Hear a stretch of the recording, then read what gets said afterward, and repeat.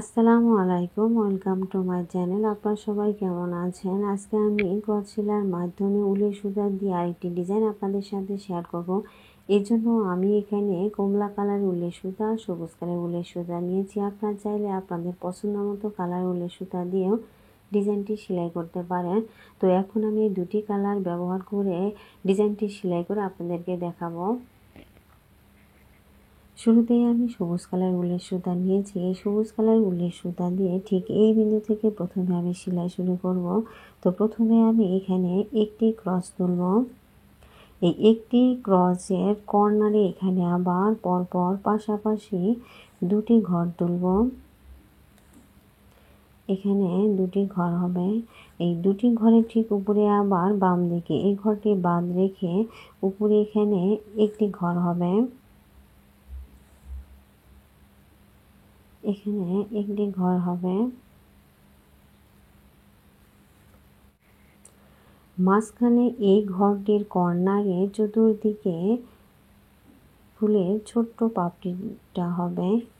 এখানেও দুটি ঘর তুলব। দুটি ঘর, এই দুটি ঘরের নিচে আবার ঠিক এখানে একটি ঘর উঠবে। এখানে একটি ঘর, ঠিক এই মাঝখানের এই ঘরটির কর্নারে এখানে আবার আরেকটি ছোট পাপড়ি হবে। এখানে দুটি ঘর, দুটি ঘরে ঠিক নিচে আবার আরেকটি ঘর হবে।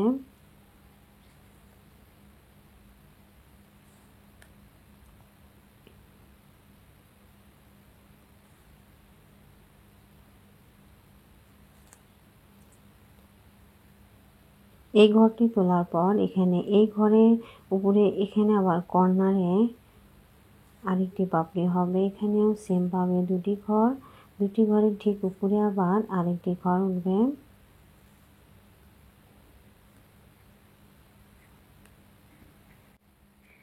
এই ফুলের মতো ঠিক উপরের দিকে কর্নারে আরেকটি ফুলের জন্য ঠিক এই ঘরের পাশে পরপর দুটি ঘর বাদ রেখে এখানে আমি একটি ঘর তুলব।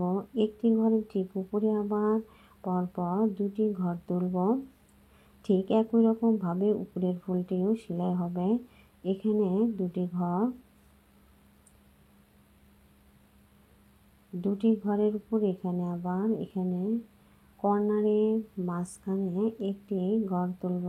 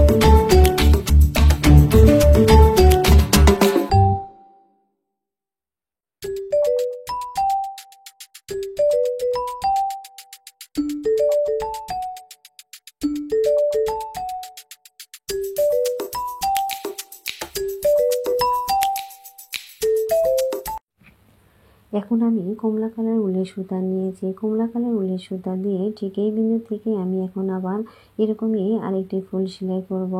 এখানে সবুজ ঘরের পাশে দুটো ঘর বাদ রেখে ঠিক পাশের ঘর থেকে শুরু করব। এখানে আমি একটি ঘর তুলব। একটি ঘরের ঠিক উপরে আবার দুটি ঘর হবে। ঠিক এই সবুজ ফুলের মতো কমলা কালারের ফুলটি একই রকম ভাবেই সেলাই হবে।